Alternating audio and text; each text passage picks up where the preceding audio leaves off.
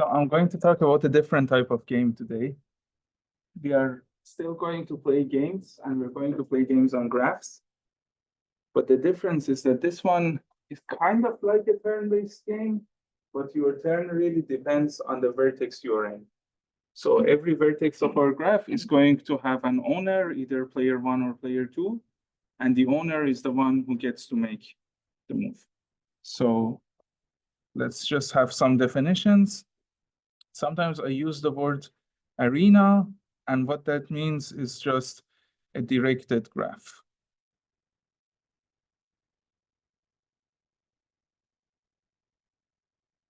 Okay.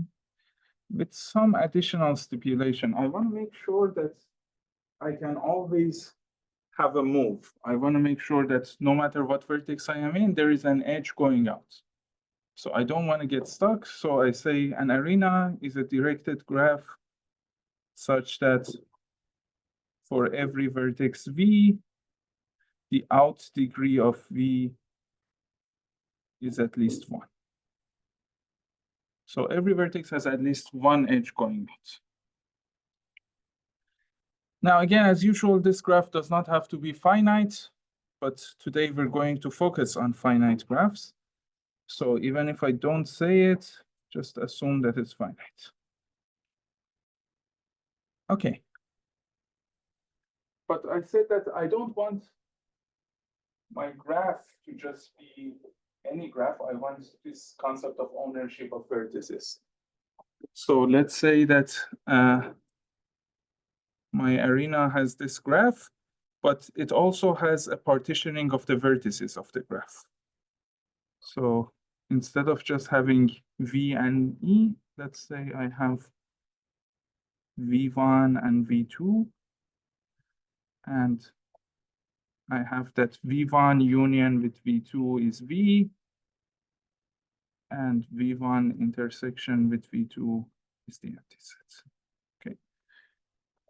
So in my definition, all I'm saying is that I have a directed finite graph. Every vertex has non-zero out degree, and I've divided the set of vertices into 2 parts. This is not a bipartite graph, by the way. I'm just saying that every vertex is either in V1 or in V2.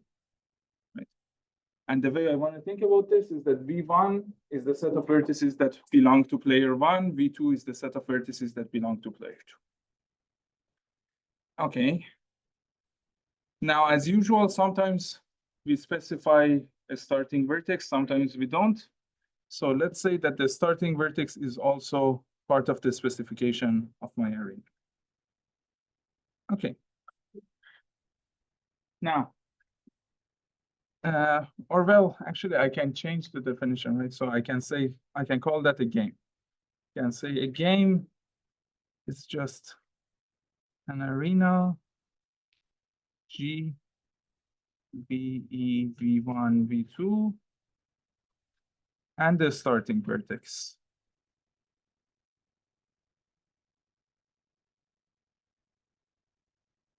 Let's call this one V0.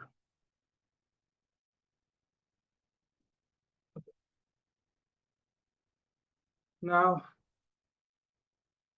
the way this game works is that I'm going to start at V0, and I'm going to check who owns V0. And the player who owns V0 gets to decide which of the outgoing edges we're going to take. And then wherever we go, I'm going to check who's the owner of the new vertex, and the owner of the new vertex gets to make a decision on the next step, and so on. Okay. So let's do a simple example. Let's say that I show some vertices with circles and some vertices with squares.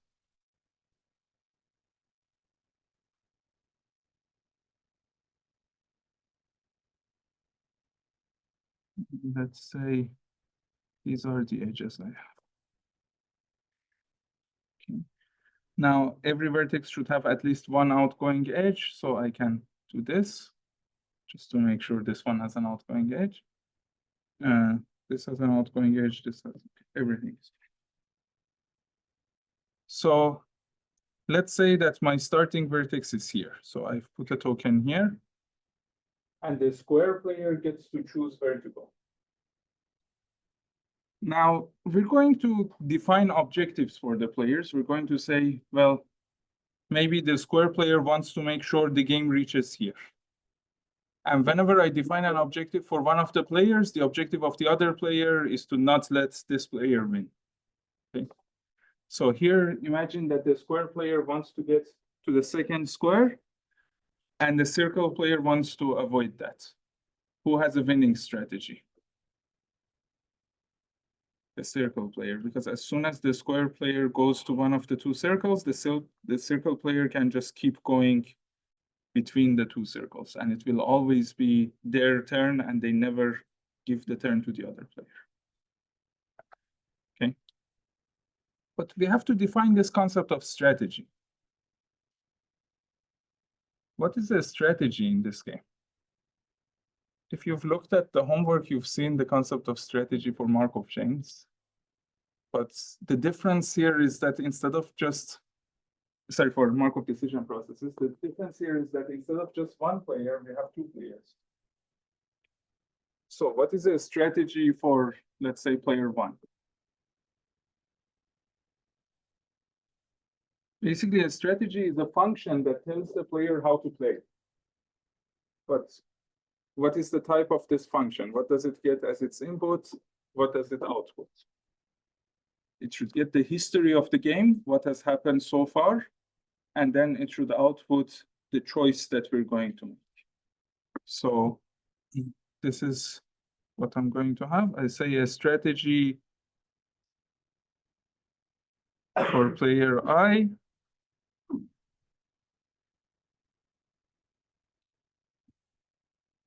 is a function. Let's call it sigma I because it's a strategy for player I. And it's going to take the entire history of the game. So the history of the game is just a sequence of vertices, right? So it's V star, but I want only histories that end up in vertices that belong to player I, because otherwise player I doesn't really get to make a choice. So I want V star times VI. So all the sequences that end in a vertex that belongs to VI, that belongs to player I, okay? And it gives me basically the next vertex.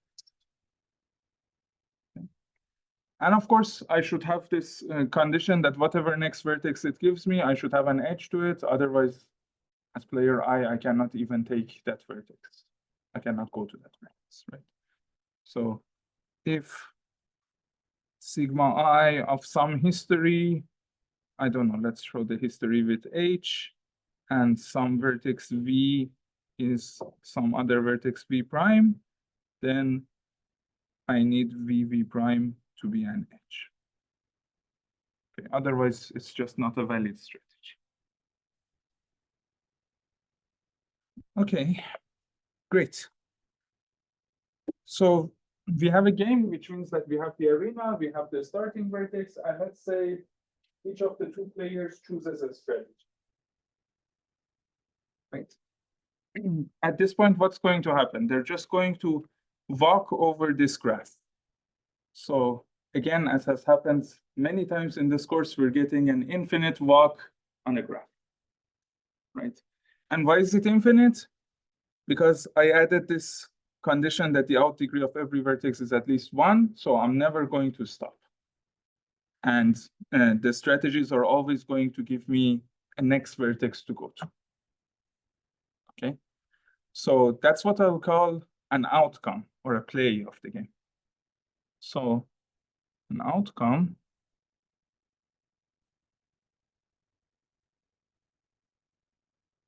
is just an infinite walk on my graph.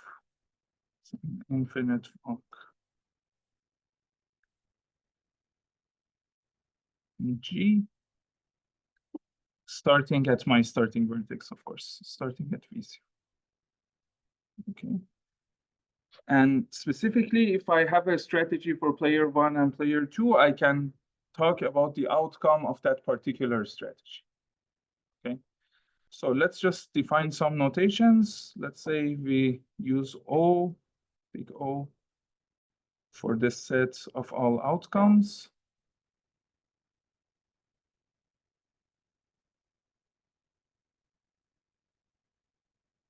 Sometimes instead of outcome, people just say play. And I'm going to say if sigma 1, sigma 2 are strategies for the two players,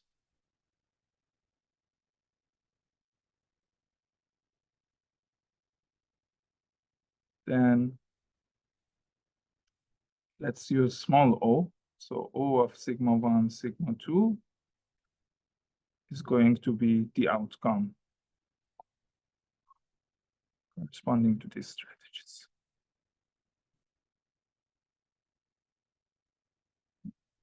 And of course, you can find this particular outcome by just applying this strategies, right? So you start at V0, you say if V0 belongs to player 1, I'm going to apply sigma 1, it's going to tell me where to go. If it belongs to player 2, I apply sigma 2. But then you also remember the history. So when you go to the next vertex, you know the history, you know where you are, and you also know which one of the strategies you have to apply. So it always gives you the next vertex. Okay. But all of these formalizations are so that we can say who wins the game. So I want to somehow have a definition of winning. And that's what I call an objective. Oh, now I'm sorry that I used O for outcomes. Maybe it would have been better to use O for objectives. Right. Okay. So here's the thing. Objective. I say that an objective for player 1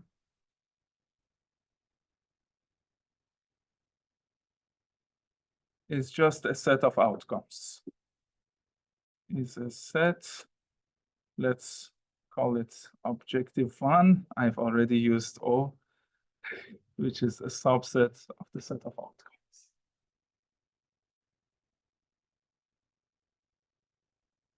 So we're looking at the games that are usually called zero sum, which means that the objective of player 2 is the complement of the objective of player 1. So player 1 has an objective, wants to make sure that the infinite walk that we get on our graph is going to be in some set. And player 2 wants to make sure that that set doesn't happen. So player 1 has a bunch of infinite, has a bunch of infinite walks, and these infinite walks are his favorite walks. And then player 2 just wants to make sure that player 1 doesn't get one of his infinite walks. Okay. So we say it's a zero-sum game, which means that the objective of player 2 is just the complement of the objective of player 1. Okay. Now, it would be interesting to talk about non-zero-sum games as well. So imagine that player 1 has an objective set and player 2 has a different objective set. And they're not necessarily complements of each other. What would that mean? That means that, well, it's possible that player 1 wins, that the final result, this outcome happens to be in the objective of player 1. It's possible that player 2 wins, but it would also be possible that both of them win or none of them win. So the whole point of having a zero-sum game is that I want to say no matter what happens, exactly one of them is going to. Okay. Great. So now we can talk about winning strategies and losing strategies. What is a winning strategy for player 1? It's a strategy that would win the game no matter what player 2 is doing. Okay. So I say a strategy sigma 1 for player 1 is a winning strategy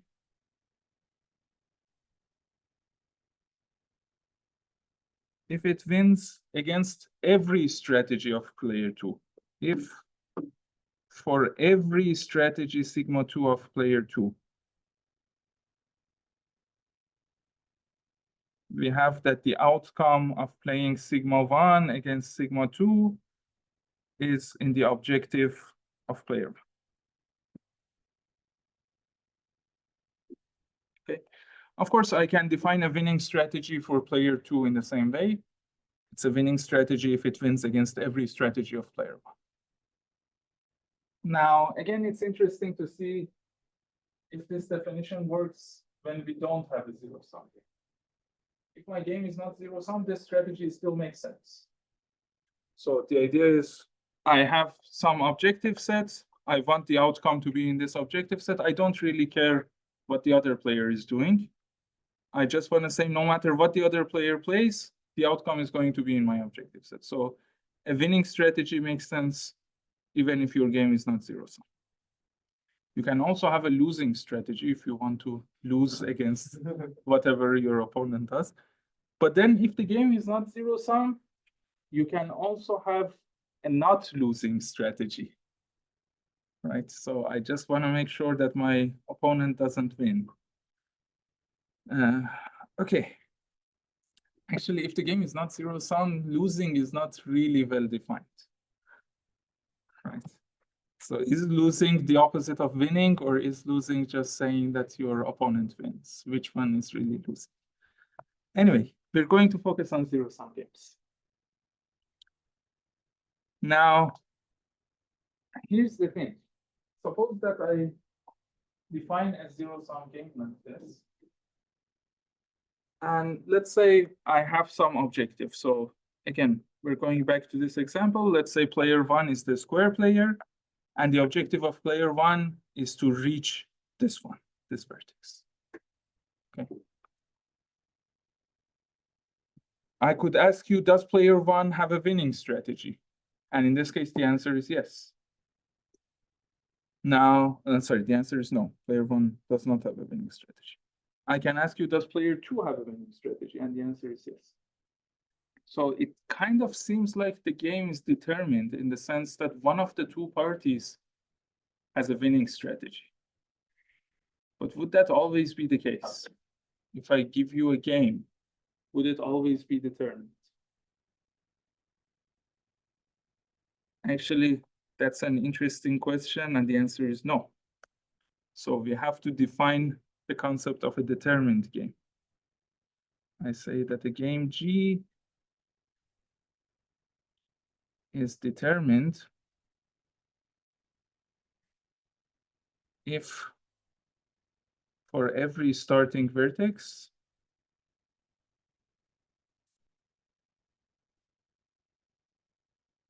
let's call it V0, either player 1 or player 2 has a winning strategy.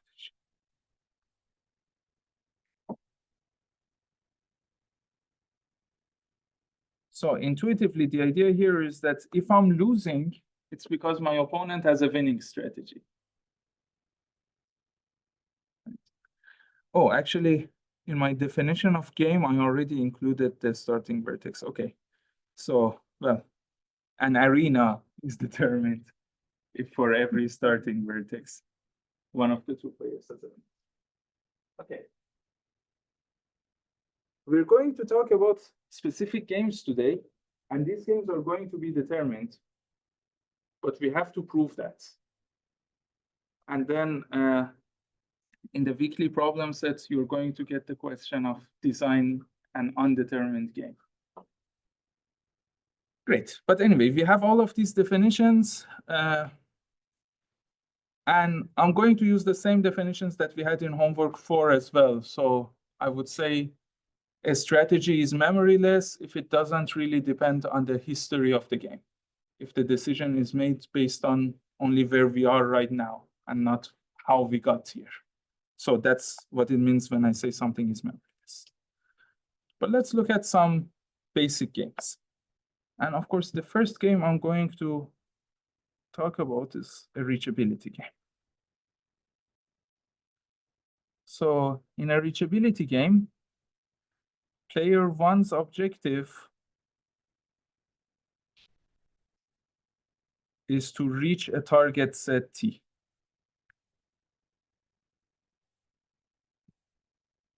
Okay. So the way I would write this is that the objective of player one is this thing. It wants to reach T. Or I can also write it as just reach T. And the way I define this is that this is the set of all walks that visit T. At some point, they would get to T. So the set of all walks such that there exists some index I where this walk at index I is in T.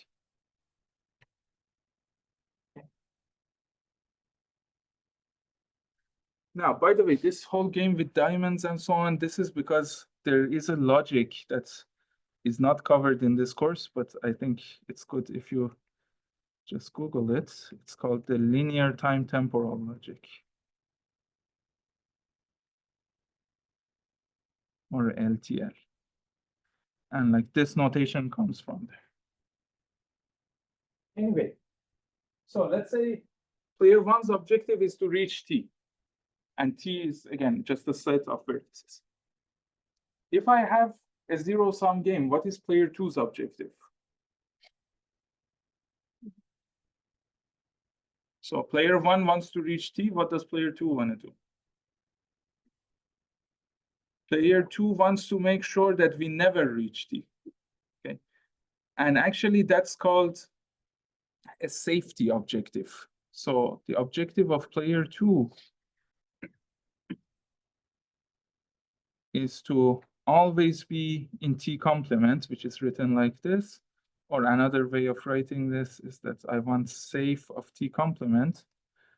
And basically, what it means is that from the point of view of player two, all the states in T complement are safe states. So we can remain there, but everything outside of it is unsafe. So player two wants to make sure we never go outside of T complement. We never go to T. So this is going to be on the outcomes where for every I, we are in T complement at time I.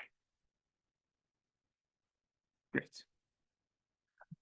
So I call this a reachability game, but of course I could have called it a safety game, right? I can just change the objectives, the role of player one and player two.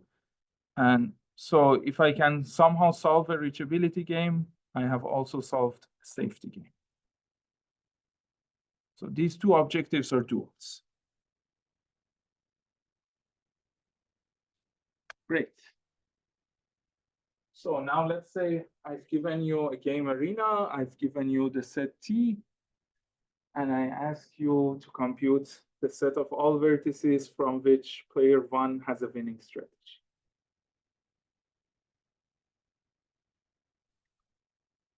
So let's just do it on this simple example that we have here.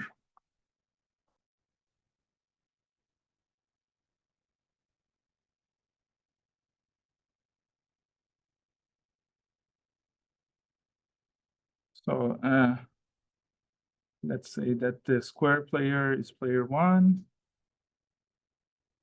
and the circle player is player two.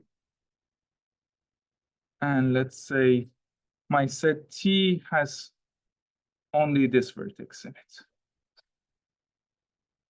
So player one wants to reach this vertex.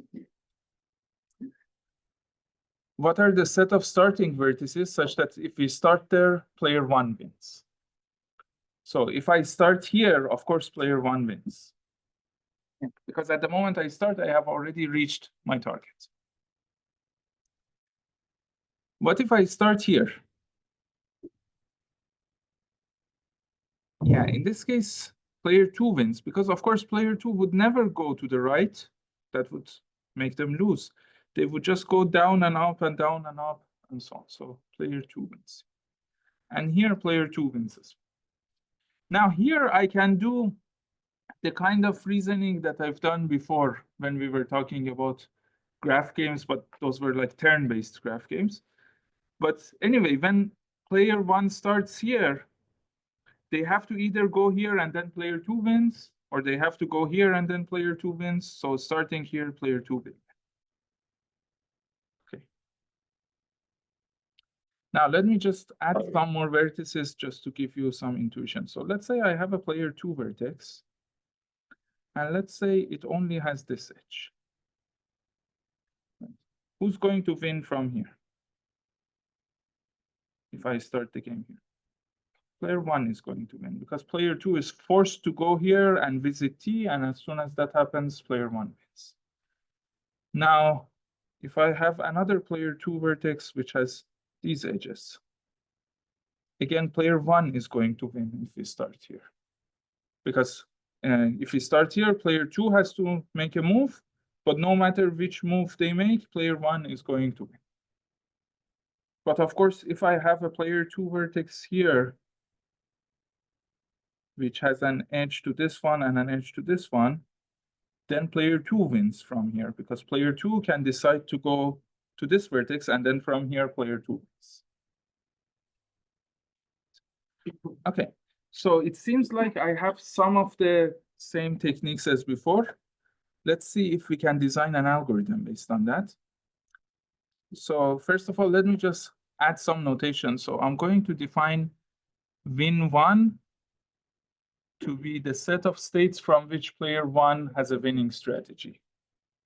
Okay, so sets of initial states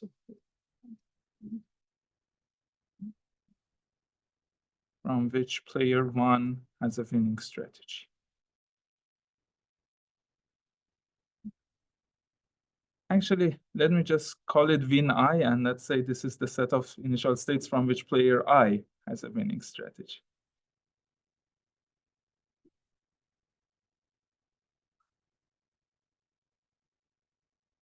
Okay. And again, the definition of a determined game is that win1 union win2 is the whole vertices, it's V, the set of all vertices. Okay, so this is the problem I want to solve. I want to say my input is an arena G, which basically tells me the set of vertices, the set of edges, and it also tells me who owns each vertex. And I'm going to also have a target set T, which is a subset of my vertices. And in the output, I should basically write win1 and win2. So what is the set of vertices from which, if I start there, player 1 wins, and what is the set of vertices from which player 2? Okay. Great, give me an algorithm. Based on everything you've seen in graphs and game theory so far, this shouldn't be that hard.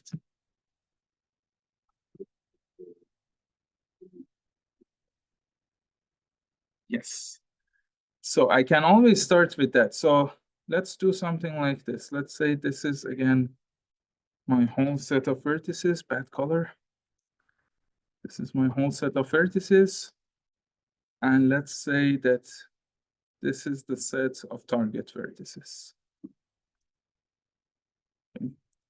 I did not intend this to look like the flag of Japan. Okay. So the first thing I know for sure is that if I start at a target vertex, player 1 wins. Okay. So this is winning for player 1. So this is my rule 1. I say that my target set is a subset of win1. Okay. Now, what else can I say? From which other vertices would player 1 win?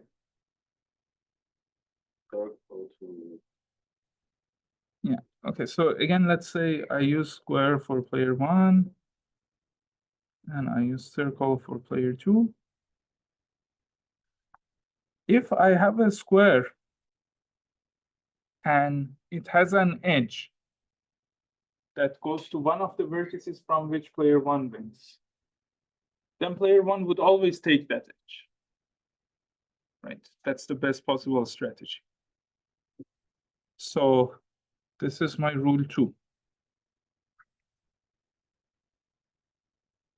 I say if V is a player 1 vertex and there is an edge from V to U, and from U I know that player 1 wins, then from V player 1 wins. Okay. But now what can I say about a player 2 vertex? If I have a player 2 vertex and now it has a bunch of edges, player 2 would never take an edge that would give the win to player 1 unless they're forced to, right? So the way this works is if I have a player 2 edge, and sorry, if I have a player 2 vertex, it's winning for player 1 if all of the edges that are going out of this vertex are going to winning vertices for player 1. So this is my third rule. Rule 3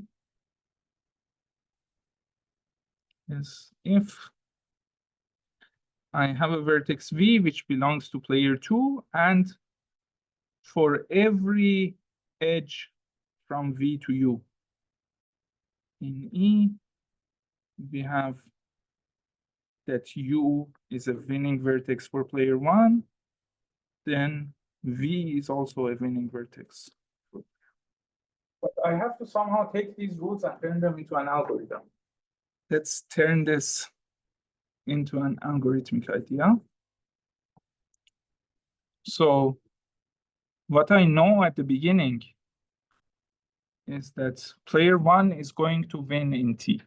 I'm just going to define a bunch of increasing sets in which I know that player 1 wins. I'm going to start with my target set and I'm going to just make it bigger and bigger. Okay, so this is the idea. I'm going to say, let's say T0 is just my target sets. And again, I know that in this set T0, player 1 will always win, right? Now I'm going to say whenever I know that player 1 wins from some set of vertices, I can extend it according to these two rules, right? So I'm going to define a hopefully bigger set. I'm going to call that T1, which includes T0, but it also includes all the player 1 vertices which had an edge into T0. And it also includes all the player 2 vertices such that all of their edges were going into T0. Okay, so I'm going to say T1 is going to, well, it's going to also include T0 itself. Is T0 union with all the vertices that belong to player 1, and there exists some edge from this vertex to some U such that, actually, yeah, I can write it like this, such that U is in T0. So player 1 can force the game to go to T0 in one step, or all the vertices in V2 where for every edge going out of this vertex, the endpoint of the edge is in T0.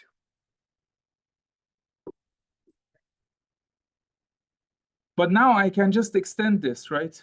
Now I know that player 1 wins from all the vertices in T1. So now I can do the same thing. I can define T2, which is like the set of all the vertices that are either in T1, or player 1 can force to go to T1 in one step, or player 2 is forced to go to T1 in one step. Right. So in general, I can do this. I can say, let's say Ti plus 1 is just Ti union with all the vertices that belong to V1 such that there is an edge where the endpoint of the edge is in Ti, union with all the vertices that belong to player 2, but every edge going out of them goes to Ti. Okay. So I'm just making my sets bigger and bigger. Wrong color. So I'm going to have a bunch of sets, each one bigger than the previous one. So I'm going to have T0, T1.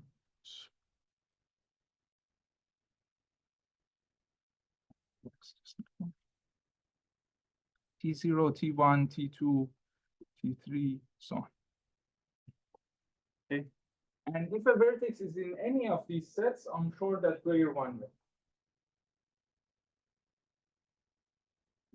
Okay. And this is just an inductive proof. The idea is that, of course, if I'm in T0, player 1 wins. And now let's do induction. Let's suppose that from every vertex in Ti, player 1 wins. Then if I'm in a vertex in Ti plus 1, either I'm in Ti, in which case player 1 wins, or I'm in a vertex where there is an edge and player 1 controls this vertex. So player 1 is going to take that edge, and then the endpoint of that edge is in Ti. So by induction hypothesis, again, player 1 wins. Or I'm in a vertex that belongs to player 2, but no matter what player 2 does, in one step, I'm going to be in Ti, and then again, by induction hypothesis, player 1 wins. So I know that in any of these sets, T0, T1, T2, so on, player 1 is going to. Okay. And my algorithm is very simple. I'm just going to compute each one of these Ti's. So compute T0, T1, T2, so on. It's just a for. Okay. Why does this algorithm terminate?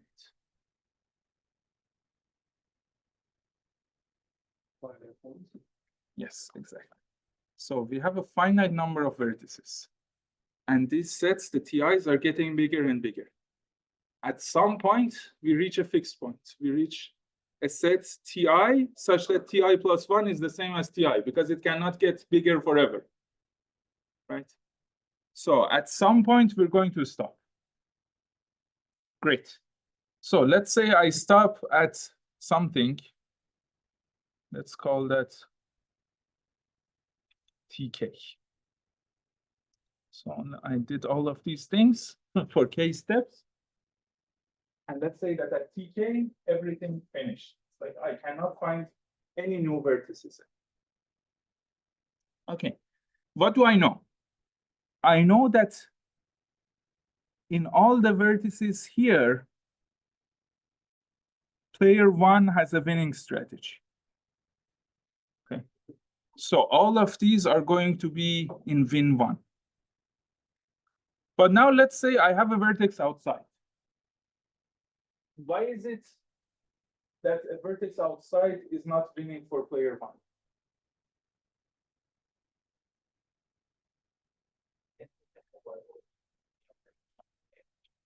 Mm-hmm. Yeah, so the thing is, we have to prove that in some sense, player 2 has a strategy if we start outside. Let's give a strategy for player 2 to win the game, assuming that the game starts outside of these circles. Okay. So here's the thing. Player 2 can only decide for player 2 vertices. So let's first look what happens at player 1 vertices. Let's say I have a player 1 vertex out here. What do I know about this vertex?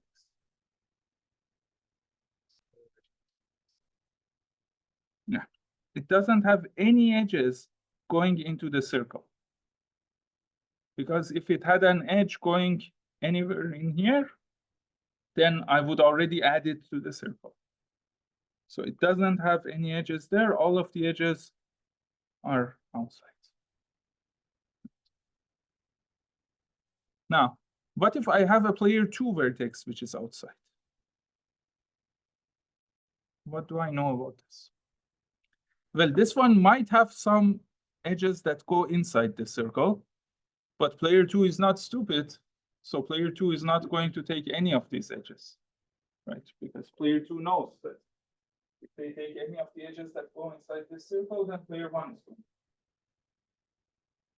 But I also know that these are not all the edges. I know that there is at least one other edge that stays outside the circle, right? Because otherwise, again, by this definition, I would have added this to the circle. Okay. So the strategy for player 2 is very easy. Don't step into the circle, right? So whenever it's your turn, if you're outside this circle, just take an edge that keeps you outside the circle. And whenever it's player 1's turn, it doesn't matter. Player 1 cannot enter the circle. Okay. So if I am inside this circle, then player 1 wins. If I'm outside the circle, player 2 wins. Okay. So this is my theorem, which I just proved. The winning set of player 1 is the union of all TIs, which is just a fancy way of saying the biggest TI, because at some point we're going to just converge to one set and never get bigger. And the winning set of player 2 is just the complement of this. So it's V minus the union of all TIs. And by this theorem, I also proved two other things without actually intending to do it. It just came for free. The first thing I proved is that this game is determined. So no matter where I start, one of the two players has a winning strategy. Right. What is that winning strategy again? So if I start outside the circle, the winning strategy is for player 2. And it's just don't step into the circle. If I start inside the circle, what is the winning strategy for player 1? Yeah, try to go to a smaller circle every time, right? And player 1 is always going to succeed in that.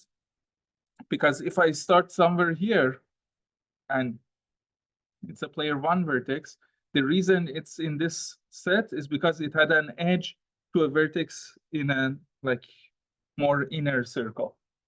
So I can go closer to the inner circle. And of course, again, I don't care what player 2 does because player 2 is forced to move towards the center. Okay. Great. So we showed that the game is determined. But we also showed that we only need memoryless strategies. Because look at the strategies that I'm defining for the players. They don't really depend on the history of the game, right? So the players should just compute these circles. And again, these circles are not dependent on the history of the game. It's just dependent on the arena of the game, right? And then they play based on this. So their strategy is only based on where we are right now. We don't care how we got here. So again, if I have a vertex here that belongs to player 2 and it's outside the circle, player 2 doesn't care how we got here. All player 2 cares is that I shouldn't take an edge that takes me into the circle. Right? So the strategy only depends on where I am right now. So the strategy is memoryless. I don't even need to remember where I was before. Okay. So we have names for this. I'm going to just define this. So I'm going to say that the attractor 1 of T, I'm going to define that as the union of all TIs. I call it an attractor because the idea is that player 1 can force the game to reach T if I'm in distance. Okay. And then what I want to say is that this rest of the game, so the part that is not in the attractor, is a trap. It's a trap in the sense that player 2 has trapped player 1 and player 1 can never get out of this trap. Right? Again, player 1 is always stuck here and player 2 has a strategy to keep player 1 stuck. Okay. So the complement of an attractor is a trap.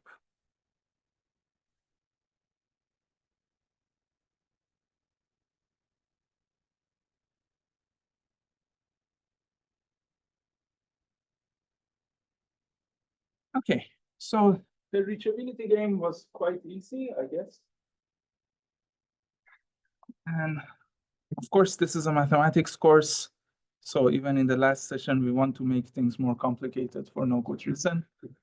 So how would I make this more complicated? You can guess this based on what we were doing with Markov chains.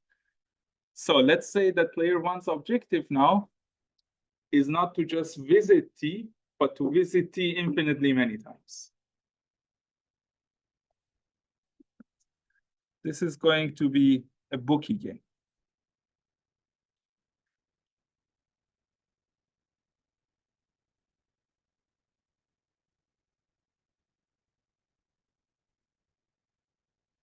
The objective of player one is bookie of T, which we defined in our lecture on Markov chains.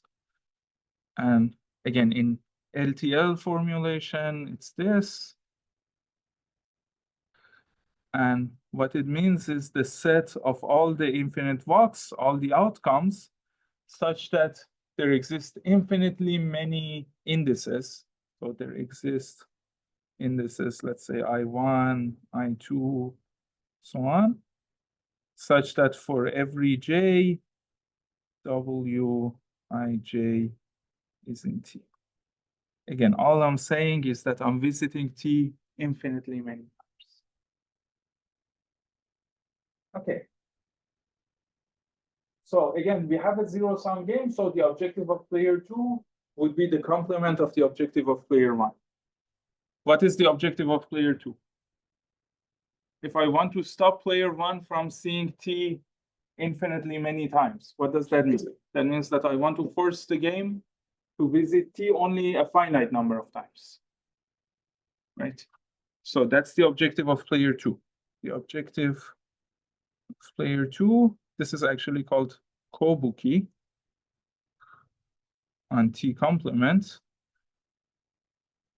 And it's written like this. Again, just search for LTL on Wikipedia. This makes a lot of sense, actually.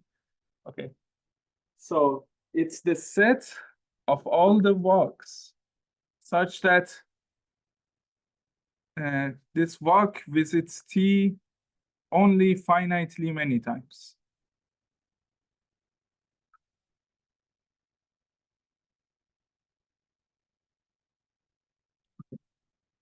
But I can give a better definition than this one. Than W bar visits T only finitely many times.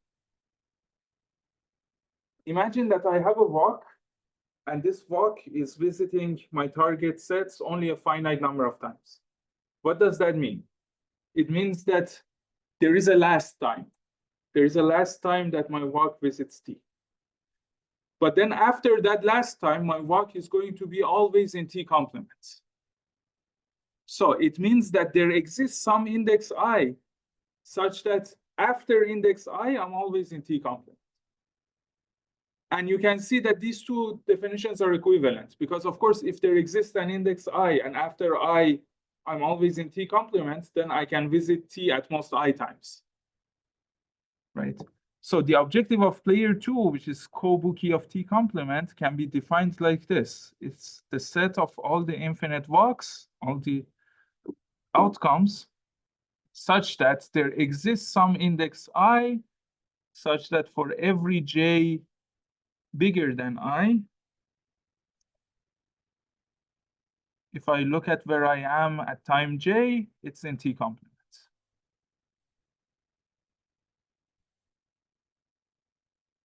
Okay. Yeah, so this is our game. Player one wants to visit T infinitely many times. Player two wants to make sure that at some point we go to T complement and never come back. Give me algorithms. So I'm going to, again, do the same thing. My problem is the same, except that it's now with bookie objectives. My input is the game and the target set. And as output, you have to say what is the set of vertices in which player one wins. And what is the set of vertices in which player 2 wins if we start the game there? But again, we haven't proven that this game is determined. But we're going to prove it in the same way as before. We're going to find the winning set of player 1 and the winning set of player 2, and then we're going to say, hey, these two are complements. So no matter where you start, one of the two players is going to have a winning strategy. Okay. How do you suggest we do this? You see, in the previous case, when we were doing a reachability game, we had a nice base case. And the nice base case was that, well, if I start at one of my target vertices, player 1 is definitely going to. Now I don't have that. Right? Because maybe I start at a target vertex, but maybe I'm seeing target vertices only a finite number of times. Maybe player 2 can force the game to go somewhere else and never come back. Right? I can easily give an example of that. So let's say this is a player 1 vertex, and it's a target vertex, and it has an edge to a player 2 vertex, and that one has an edge. Right? So if I start here, even though I'm starting at the target vertex, player 1 is going to lose. Because player 1 is forced to go here, and actually no one has any choice in this game. Player 1 has to go here, and then player 2 keeps going around, and we see the target only once. Okay. So unfortunately, I don't have that base case anymore. So find a base case for me. Find a set of vertices from which you can tell me that for sure player 1 wins, or for sure player 2 wins.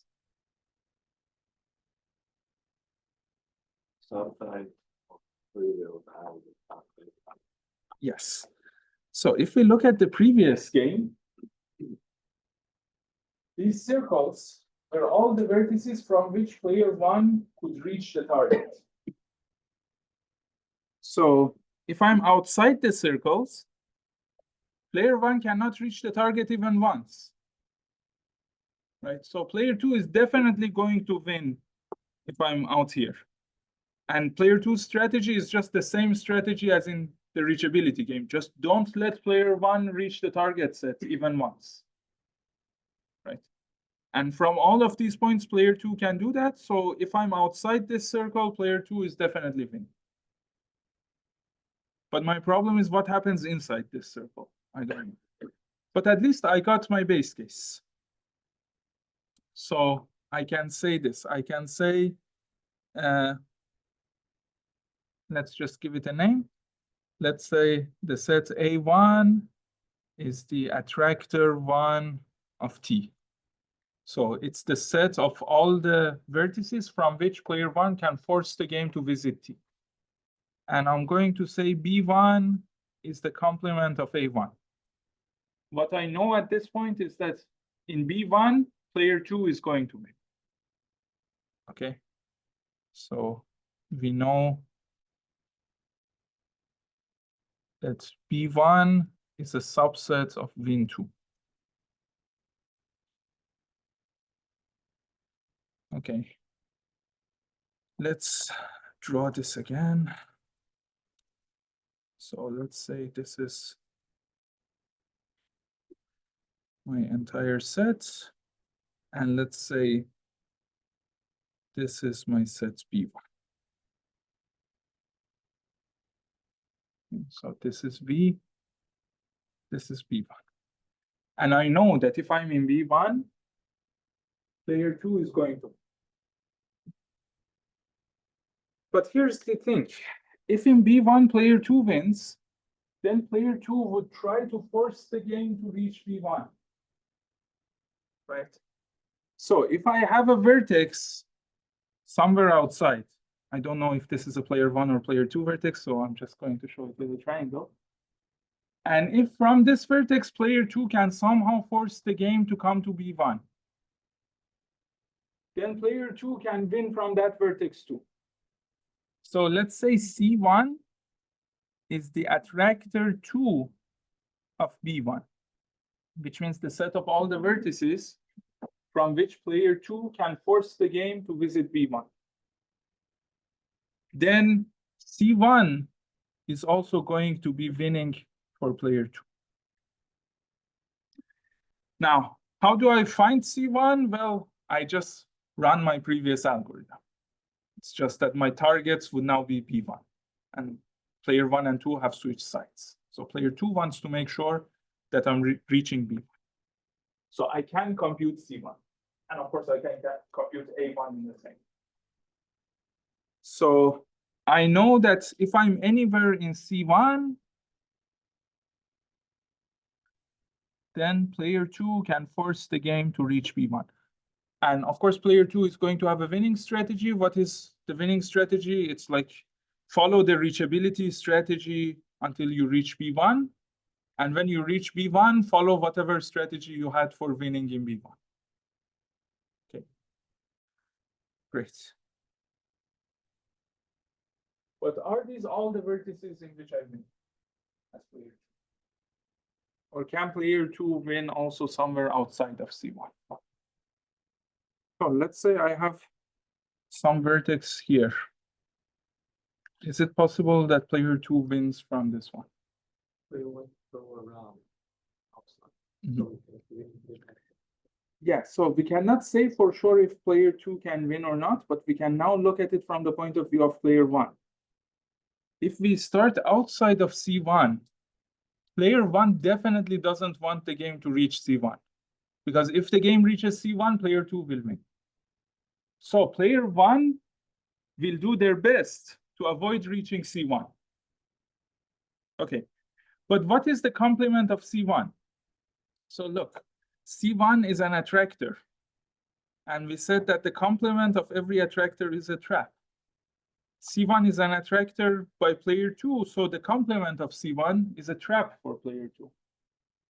What does that mean? It means that if I have any vertex outside of C1, if that vertex belongs to player 1, then it has at least one edge that is going to also somewhere outside of C1. So player 1 will not be forced to step into C1, right?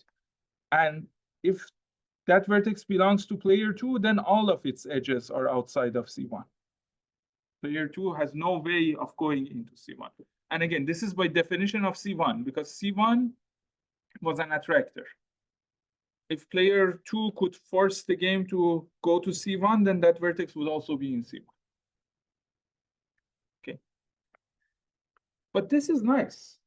This means that now I can create a smaller game. Right? So I can just say, well, look at this big game. I know what happens if I'm inside C1, but if I'm outside C1, I also kind of know what's going to happen. Player 1 is never going to let me enter C1. So to see who wins outside of C1, I can just remove C1, all of its vertices, all of the edges going to it, and so on, and I have a smaller game. And now I'm effectively playing that smaller game. So I have to figure out who wins in that smaller game. And by the way, this smaller game is a valid game because, look, what conditions do I need for my smaller game, for the game on C1 complements to actually be a valid game? I just need to say that every vertex has a successor. Every vertex has an outgoing edge. If I take a vertex belonging to player 1, it has an outgoing edge that is not going to C1. So that edge is going to be preserved when I remove C1. Of course, I'm going to lose this edge, but who cares about that? Right? This is an edge that player 1 would never take anyway. So if I remove an edge from my game, but if I somehow have a proof that the player who could take this edge would never take it, that's not really changing the game. And if I look at a player 2 vertex, all of these edges are preserved because none of these edges were going into C1. And in the original game, it had at least one outgoing edge, so it's going to have at least one outgoing edge. So all I'm saying is that after I remove C1, the remainder is still a valid game. And then in that remainder, I can just apply the same algorithm again. Right. So I'm going to define another game, which is just the complement of C1. And then in that game, I'm going to do the same thing. Find the attractor of T, find its complement, find the attractor to it, and keep doing this. Okay. So this is my algorithm. Let me actually write it kind of like this. So I'm going to first find C1. And everywhere in C1, I know that player 2 wins. Right? And then I'm going to remove C1. Then I'm going to find another set using the same idea. Let's call that C2. I'm going to say that in C2, player 2 wins, and I'm going to remove C2. Okay, and I'm going to keep doing this. So let's write this in a way that makes it easier to do things algorithmically. So let's say I have a game. Let's show my original game as G0. So G0 is G. And what did I do here? I just found the attractor of T in G0. So my set A1 is the attractor 1 of T in the game G0. So this is the set of all the vertices from which player 1 could force us to visit the target set T, right? And then we said that B1 is A1 complement and C1 is the attractor 2 of B1. So C1 is the attractor 2 of A1 complement in G0. So in this game G0, C1 was the set of all the states from which player 2 could get to A complement. And again, we've already established that from every state in C1, player 2 wins. Okay, but now how do I define my smaller game? I say that G1 is just G minus C1. And by this, I mean removing all the vertices in C. Okay, but then I can do the same thing in G1, right? I can say A2 is attractor player 1 of T in G1. And I can say C2 is attractor 2 of A2 complement in G1. Again, all I'm saying here is that in C1, I know that player 2 was winning. I removed C1. I have a new smaller game. And in this game, I'm just repeating the same argument. I'm finding another set C2. And of course, I can keep doing this. So GI is going to be GI minus 1 minus CI. And then in the game GI, I'm going to define AI plus 1, which is attractor 1 of T GI. And I'm going to define CI plus 1, which is attractor 2 of AI plus 1 complement in GI. I hope I wrote that correctly. Okay. So again, this looks a bit complicated, but actually it's a very simple idea. It's just that I'm finding winning states for player 2 in the game, removing them, and I keep doing this. Okay. Now, again, just as before, I cannot do this forever, right? Because I have a finite number of vertices, and every time I'm taking out some vertices, C1, C2, so on, and saying that player 2 is winning in all of these vertices. Okay. So what happens when I get stuck? What happens when one of my CIs becomes the empty set? So let's say I go all the way to somewhere here, and I say that player 2 has won all of this. Something's wrong. Okay. So let's say this was CK. Player 2 has won all of these. Now, again, just as before, I want to claim that if I have a vertex that is out here, player one has a winning strategy. Why is that the case?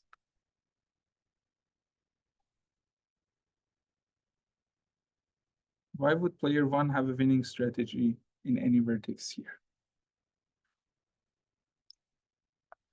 So let's just follow our definitions. If I have a vertex here, what does it mean? It means that it wasn't in this C set, right? So player two could not force us to basically go to any of the winning states for player two. And I'm in this subgame, so I know for a fact that player one would never step from this left part to this right part, right? Because that would make them lose the game. And I know that they can always do that. Because again, every time that I was removing one of the CIs, I said that the complement of the CI is a trap, and I argued that this complement, like the part that remains of the game, is a valid game, right? So this is a valid game. And in this game, I have computed these three things, and this last one has happened to be the empty set. Okay, so I've computed my set AK or AK plus one? AK plus one, yeah. Let me give this game a name. So let's say I call this part G prime. Okay, so I've computed AK plus one, which was the attractor of T in G prime. Right, so I have a bunch of target vertices again. Let's say these are my target vertices.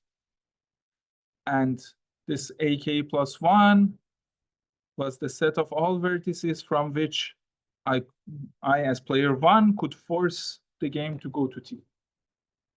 Okay. Now, I've also computed C1, which is the attractor two of the complement of all the vertices from which player two can force the game to go outside of AK plus one. That's what CK plus one is. And CK plus one is empty. So this means that from no vertex can player two force us to go outside of AK plus one, right? But what does that mean? That means that AK plus one is all of our vertices. That means there's nothing here, right? Because if I had any vertex here, of course, from that vertex, player two could be outside of AK plus one. But what I'm saying is that player two can never be outside of AK plus one. So what I have is that actually all of the remaining vertices are AK plus one. Okay. So what does this mean? This means that I have my target set. By the way, this is just the remaining target set. Of course, I could also have some targets here. Right? I don't care about the things that I can. Anyway, I have my remaining target set here. And from every vertex that remains in the game, player one can force us to visit T. Okay. But if that's the case, then player one can force us to visit T infinitely many times, right? Let's say I'm player one. I have a strategy that forces us to visit T. I just play that strategy. After a number of steps, I reach T. I keep playing the same strategy. I'm going to reach T again, right? And I just do this over and over again forever.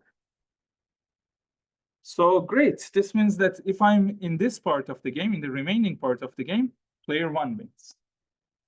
So again, we proved several things with this algorithm. Of course, we found the exact set of vertices in which player two wins. And the idea was just find C1, C2, so on, keep doing this until you get stuck and player two wins in all of them.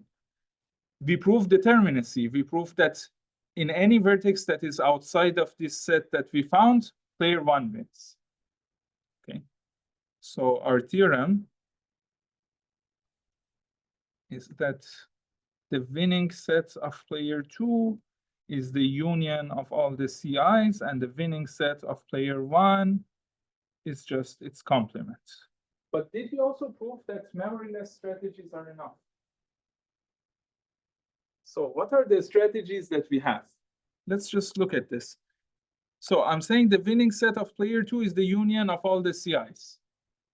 What is player 2's strategy if we start in one of these winning vertices for player 2? Let's just look at the base case, like B1. Okay. What is the strategy here? The strategy in C1 is to try to get us to B1, right? And this was a reachability game, basically. I'm playing the same strategy that I would play in a reachability game if my objective was to reach B1, right? And when I reach B1, what is B1? B1 is the complement of A1. So everything outside of B1 is A1, right? When I reach B1, I want to remain in B1. But again, this is a safety strategy. It goes back to this idea here that if I'm outside this circle, I never step into the circle, right? But this is also a memoryless strategy. So the strategy for player 2 is memoryless. It's like if you're in this part, if you're in C1 but not in B1, follow the memoryless strategy for reaching B1. If you're already in B1, follow the memoryless strategy for not leaving B1. Just don't step out of B1. You don't need to know the history of the game and how you got it. Okay. Now, of course, I then removed this C1 from the game, and then I had a smaller game in which C1 is removed, so everything from here to here. And then I'm doing the same thing. So again, if I'm in C2, I would follow the memoryless strategy for reaching B2. If I'm in B2, I follow the memoryless strategy for not stepping out of B2, and so on. So the strategies for player 2 are always memoryless. How about the strategy for player 1? Well, in each of these subgames, the first thing that player 1 has to be careful about is don't step out of the subgame. So if you are here, if you're outside of C1 and you're player 1, you should not step into C1 because player 2 wins. But that doesn't also need any memory, right? I just need to know what C1 is. And I know what are the edges that are going into C1. I don't need to remember how I got here. I just know that I'm not going to take any of the edges that take me into C1. So that part is memoryless. So whenever I'm in any of these subgames, I'm not going to go to the right, basically, as player 1. So if I'm somewhere here, I will not go here. If I'm here, I will not go here, and so on. But honestly, it doesn't matter much what I do if I'm player 1 and I'm here, because I'm going to lose anyway, right? Because player 2 has a winning strategy in these positions. So I can just say if I'm player 1 and if I find the game anywhere in the winning set of player 2, I just pick whatever edge, right? Not only I don't care about the history of the game, I don't even care where I am right now. I'm going to lose anyway. So just pick the first edge always. What matters is which edge you pick when you are in a winning state. So let's say I'm player 1 and I'm in this case. But we saw that in this case, my winning strategy is the same as the reachability strategy. My strategy is to just force the game to reach T. And I'm just repeating the same strategy. But the reachability strategy was memoryless. I didn't need to know the history. And this one is also memoryless. Again, I'm just going to reach T. And after I reach T, I forget that I have reached T before. And again, I try to reach T. So that's my strategy.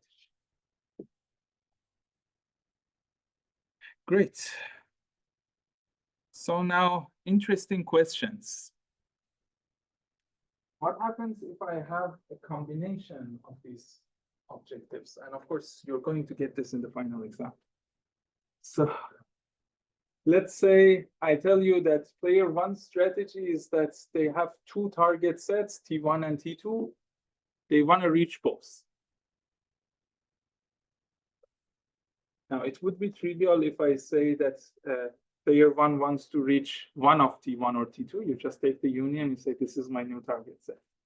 But what if player one wants to reach both T1 and T2, and player two wants to make sure that we only reach none of them or one of them? I can do the same thing with bookie. What happens if player one has two sets, two target sets, T1 and T2, and wants to make sure that we reach each of them infinitely many times? And player two would win if we reach T1 only a finite number of times, or if we reach T2 only a finite number. And I can do all sorts of combinations of this. So think about this. It's definitely going to be on your final exam, and it's not trivial at all. Yeah, but you should be able to figure out how to extend the algorithms we've seen here and like the ideas to now solve combinations of these. And then what happens if I combine Kobuki with safety or Kobuki with reachability or any number of things like that? And of course, you will have the whole answer if you just read the Wikipedia article on linear time temporal logic, but that's not part of the course. So you can also solve all of the problems without reading that. Okay, I'll never see you again.